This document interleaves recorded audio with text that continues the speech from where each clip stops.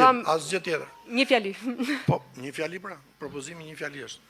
E para du të uroj profesor doktor në shkencave, liderin ton historik, Sali Berisha, se këtu tha që ne nuk kemi marrëdhënie diplomatike, ne kemi këtu nën presidentin e partive të qendrës djathtë deri te konservatorët. Pra kjo nuk ka sens.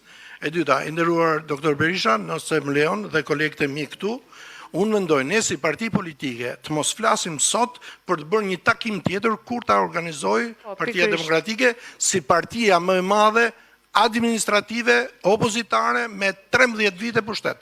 Faleminderit. Faleminderit shumë. Okej, mua më quajnë Edmond Çapa dhe jam një qytetar i Tiranës, doktor i shkencave politike, doktoruar në Shtetet e Bashkuara të Amerikës, kthyer në Shqipëri në 2009. Sot besoj unë ishin mbledhur këtë rrugës për çështjen si mund të rrëzohet Edi Rama. Dakor?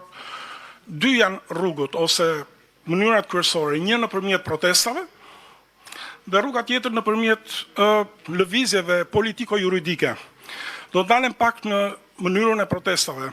Deri tani është folur shumë për protestat, por askush nuk ka thënë pse njerëzit nuk kanë dalë në protestë. Dhe ky është një fakt tashmë.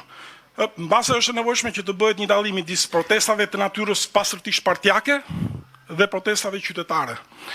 Regjimet si ky i Ramës nuk rrëzohen me protesta partijake, rrëzohen me protesta qytetare. E kemi parë në vende të tjera çfarë do thotë protestë qytetare, do thotë protestë e lindur nga një mlef i brendshëm, një protestë e vazhdueshme, një protestë qindra mijëra qytetarë që ne nuk i shohim këtu. Kemi parë protesta të vogla, por jo protesta masive. Në këtë kuptim unë mendoj se të harxojmë kohën për protestë mund të jetë luksi për ta bërë këtë, por nuk do të na çojë gjikundi sepse aktualisht shoqëria shqiptare nuk është një shoqëri normale demokratike.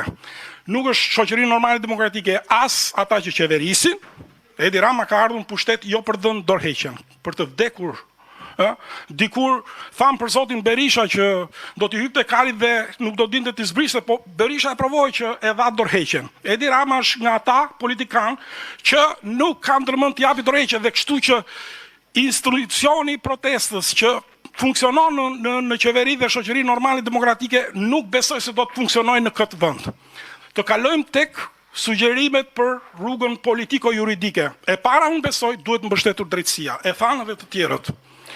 Drejtësia do bëj punën e vet sepse pavarësisht na pëlqen as na pëlqen, ne e duam apo nuk duam ne, nëse dikush në autoritet publik ka shkelur ligjin, ka vjedhur, do të përgjigjet përpara ligjit. Në këtë kuptim, drejtësia duhet mbështetur. Në aspektin tjetër që është pak më politik, ka të bëjë me atë çfarë do të ndodhi nesër. Supozojmë se Rama bie pas 3 muajsh, okay. Po supozojmë edhe më të keqen që Rama e kryen të plot mandatin.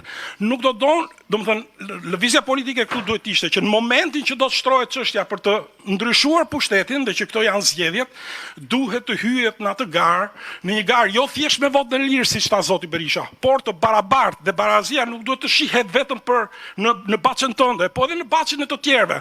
Partitë politike dhe institucionet politike janë pjesë e asaj që quhet shoqëri politike. Unë jam shoqëri civile sot. Dhe në këtë kuptim ti nuk ja mohon dot prezencën. E pëlqen apo se pëlqen Arlin Qorin, e pëlqen apo se pëlqen Arlin Qori Berisha, nuk e ja mohojnë dot prezencën. Çështja është çfarë mund të bëjnë partitë në këtë shoqëri për të ndryshuar sistemin dhe specifikisht Partia Demokratike që është partia më e madhe e opozitës. Kështu që sugjerimi im është që në raport me një gjë që mund të bëhet përveç protestave. Unë nuk jam kundër zhvillimit të protestave, por nuk shoh ndonjë produkt nga protestat. Në rrugën politike duhet ulen partitë për të ndryshuar rregullat e lojës. Por dhe në këtë pikë, nëse zoti Berisha ka shprehur hapur disponimin e Partisë Demokratike për të mos qenë Partia Demokratike hartusja e kodit, unë mendoj që këtë gjë mund ta bënte një forcë ose një grup njerëzish jashtë partive politike. Për çfarë arsye? Janë shumë arsye. Një grup ekspertësh nga shoqëria civile ku ekzistojnë shumë do të ishin pa konfliktin e interesit. Ne duhet pranojmë që në të gjithë këto vite, PD-ja dhe PS-ja, duke qenë dy partitë kryesore, i kanë hartuar kodet elektorale dhe sistemet elektorale sipas interesit tyre, duke çfarë shkaktuar që ju partitë e vogla asnjëherë s'keni dalë në sheshin e Mejdanit, po keni shfrytzuar hapësirat e kodit dhe jeni bërë një me dhe asnjëherë s'e keni provuar veten tuaj. Kështu që ajo që duhet ndodhi është që duhet hartohet një kod i barabartë, një sistem zgjedhor dhe kod i barabartë, fair, me bashkëpunimin e të gjitha palëve, dhe kur them të gjitha palëve, unë nuk përjashtoj as PS-n.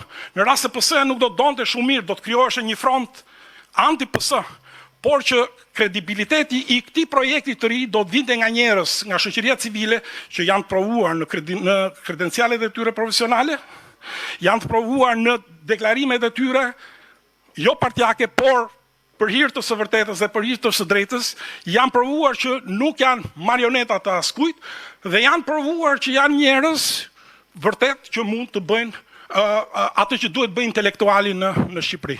Kështu që investimi drejt kodit, drejt sistemit të ri zgjedhor, të barabartë, jo vetëm për PD-n, por edhe për këto parti këtu, jo vetëm për këto parti këtu, por edhe ato që janë jashtë, është, mendoj unë, investimi më i mençur për të nesërmen. Faleminderit. Ju lutem, Yes. jo si parti politik, Qofse mundem. Me Me leje. Radh parë faleminderit gjithë ju për që jeni këtu. Falenderoj shumë fakt edhe audiencën, sepse unë e di që mes tyre ka njerëz që po mendojnë atë bashkohen apo jo me këtë iniciativë absolutisht për të rrëzu një qeveri një ore më parë. Faleminderit doktor Berisha për këtë ftesë dhe organizim. Themi një gjë të qartë, gjithë neve, po mos përsëritet, ne jemi në emergjencë kombëtare. Të jemi të qartë, dhe nuk po flas tu për katastrofa natyrore që na godasin në çdo verë, çdo dimër dhe gjejmë përballë një shtet pa aftë për t'u marrë me to. Jemi emergjencë kombëtare sepse ne po qeverisemi nga njerëz antikombëtar. Nga antivlera, nga antimoral. Kjo është e vërteta. Ata po na vjedhin jo vetëm fondet, se flasim shumë për fondet, po na vjedhin të ardhmen e kalamajve tanë. Po vjedhin çdo gjë që përfaqëson ky shtet tu. E në fund fare neve, gjithë ne, po patjetër ne kemi bërë zgjedhjen tonë, po dhe ata që na dëgjojnë, duhet vendosin, do marrin rolin e spektatorit këtu apo do marrin rolin e aktorit këtu. Sepse këtu ka nevojë për veprim, nuk është thjesht çështje që neve t'i themi gjërat. Ata i mendojnë na japin drejt moralisht, po ka nevojë të kuptojmë që ne duhet të shkojmë drejt veprimit. Dhe unë dëgjoj shpesh kemi mendime ndryshe, po patjetër kemi mendime ndryshe. A mund t'i vëjmë një platformë përbashkët? Edhe këtë mund ta bëjmë patjetër. Po pyetja parë është me të vërtetë sa ndryshe janë këto mendimet. Pra, neve si qëndrojmë kundër shpopullimit? Neve si qëndrojmë kundër korrupsionit moral dhe financiar? Neve si qëndrojmë kundër narkotrafikut? Po për familjen, si qëndrojmë neve?